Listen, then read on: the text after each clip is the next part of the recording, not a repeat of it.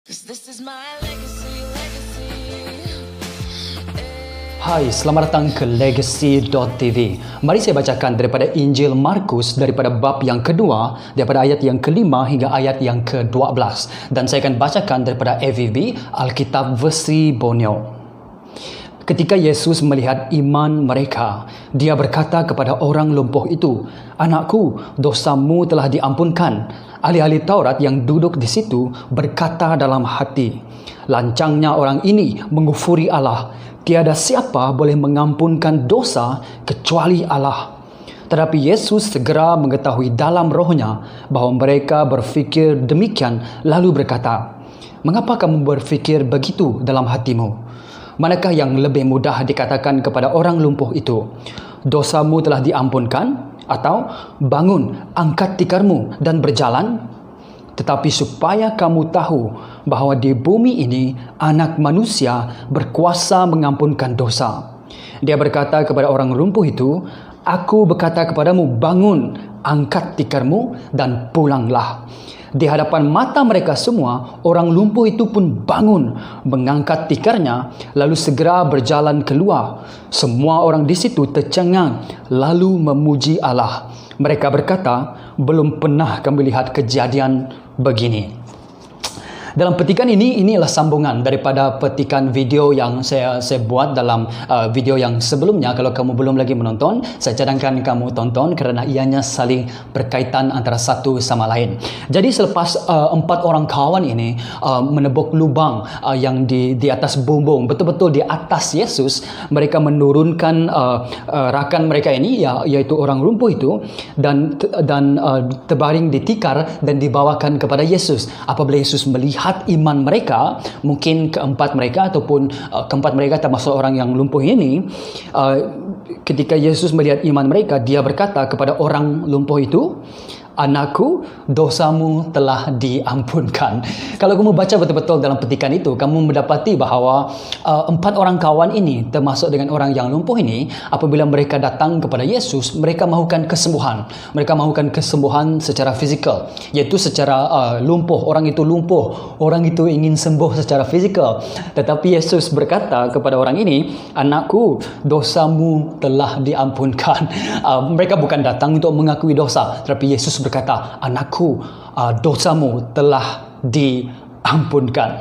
Dan ini kita lihat bagi mereka, keperluan mereka ialah keperluan secara fizikal, iaitu kesembuhan daripada lumpuh. Tetapi Yesus melihat jauh daripada orang ini, jauh ke dalam hati, dan mungkin Yesus tahu yang orang ini berdosa. Oleh itu Yesus berkata, "Dosamu telah diampuni." Yesus melihat daripada sudut pandang rohani. Dan oleh itu orang ahli-ahli Taurat pada masa itu, the scribe, lalu yang duduk di situ berkata dalam hati mereka. Dalam hati mereka berkata dalam hati, "Lancangnya orang ini mengufuri Allah." Dan mereka buat satu kenyataan yang benar, yang kamu tidak boleh bangkang. Ini kenyataan yang benar.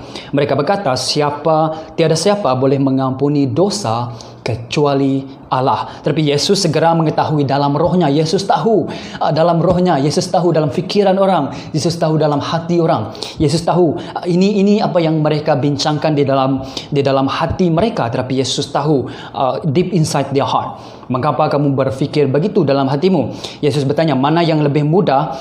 Dosamu telah diampunkan, atau bangun, angkat tikarmu dan berjalan?" Jadi dua persoalan yang Yesus tanya ini, mana yang lebih senang?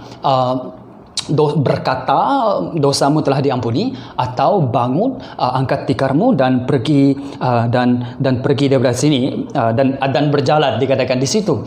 Dan kalau kita lihat persoalan Yesus, jawapan saya adalah, kalau Yesus bertanya kepada saya mana satu yang lebih senang, yang lebih senang ialah berkata bahawa dosamu telah diampuni, karena tidak ada bukti yang dosa itu boleh diampuni. Katakan saya pun boleh berkata yang dosamu telah diampuni, saya pun boleh berkata kepada orang lain yang dosamu telah diampuni.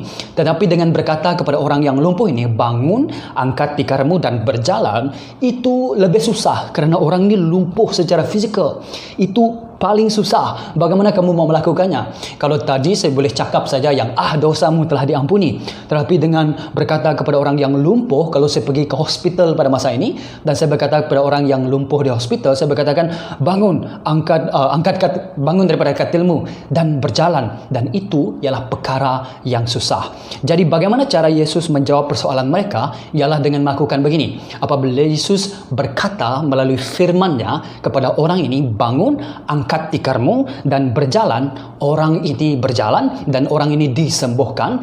Oleh itu apabila Yesus mengucapkan melalui firman-Nya berkata kepada anak ini, anakmu, dosamu telah diampuni. Apabila Yesus berkata kepada orang yang lumpuh secara fizikal, dia bangun dan terus berjalan melalui firman-Nya. Jadi untuk menyatakan firman Yesus itu benar, bahwa pengampunan yang dilakukan oleh Yesus itu benar, jadi Yesus melakukan mujizat ini untuk membuktikan yang firman yang Yesus katakan bahwa dosamu telah diampunkan itu benar-benar terjadi. Ada 3 perkara yang kita lihat tentang Yesus. Siapa yang boleh mengampuni dosa? Yang pertama ialah kita melihat bahwa Yesus tidak pernah berdosa. Kalau kita lihat di dalam 2 Korintus bab yang ke-5 ayat ke-21, dikatakan Yesus tidak mengenal dosa.